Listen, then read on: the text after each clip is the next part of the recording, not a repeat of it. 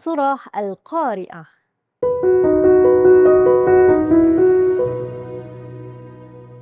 Assalamualaikum adik-adik. Mari bersama-sama ikut Ustazah Farhah kita baca surah Al-Qari'ah.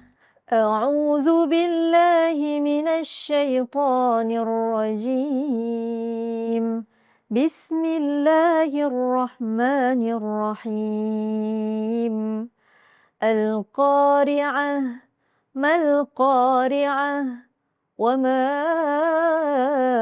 adraka mal-Qari'ah. Yawma yakunun nasu kal-farashil mabthus wa takunul jibalu kal-'ihnil manfush.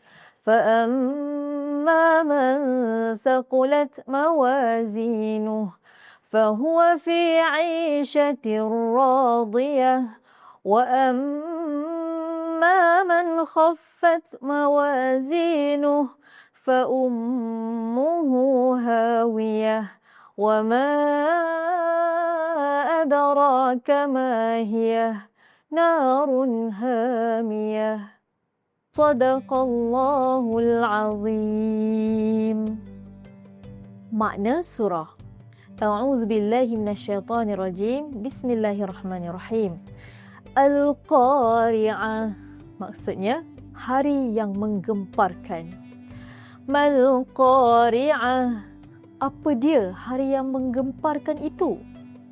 Wa ma adraka mal-Qari'ah, dan apa jalannya engkau dapat mengetahui kedahsyatan hari yang menggemparkan itu? Yauma yakunun nasu kal-farashil mabthus. Hari itu ialah hari kiamat. Hari manusia menjadi seperti kelkatu yang terbang berkeliaran. وَتَكُونُ الْجِبَالُ كَالْعِهْنِ الْمَنْفُوشِ, dan gunung ganang menjadi seperti bulu yang dibusar berterbangan.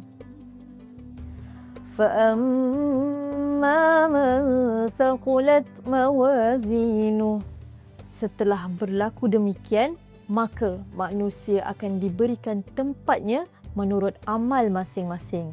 Adapun orang yang berat timbangan amal baiknya,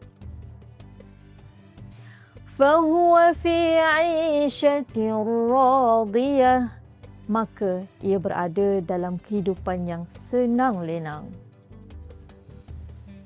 Wa amma man khaffat mawazinuh, sebaliknya orang yang ringan timbangan amal baiknya, fa ummuhu hawiyah, maka tempat kembalinya ialah hawiyah.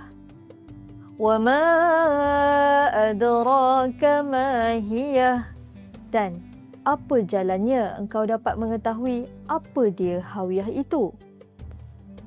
Narun hamiyah, hawiyah itu ialah api yang panas membakar.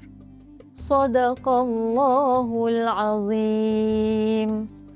Masya Allah. Tadi kita dah sama-sama dengarkan surah Al-Qari'ah. Nak tahu tak? Surah ini cerita tentang hari yang paling dahsyat dalam sejarah alam semesta. Jadi, jom kita dengar sama-sama apa maksud sebenar surah Al-Qari'ah dan kenapa ia penting untuk kita semua tahu. Ready tak? Jom.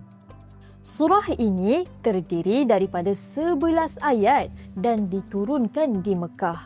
Surah ini menggambarkan bagaimana manusia akan berada dalam keadaan terpinga-pinga dan tidak tentu arah apabila hari kiamat berlaku.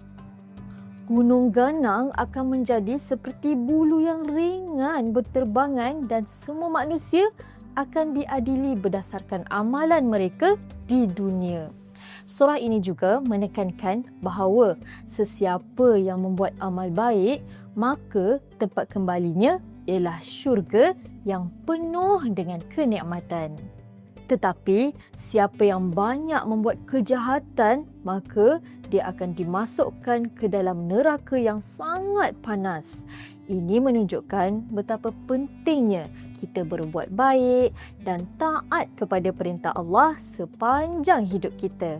Jadi adik-adik, inilah maksud dan pengajaran di sebalik surah Al-Qari'ah. Mari kita bersama-sama berusaha menjadi hamba Allah yang baik, sentiasa berbuat kebaikan dan menjauhi larangannya. Sampai di sini dahulu pembelajaran kita hari ini. Semoga berjumpa lagi dalam sesi yang akan datang ya. Jumpa lagi. Bye. Assalamualaikum.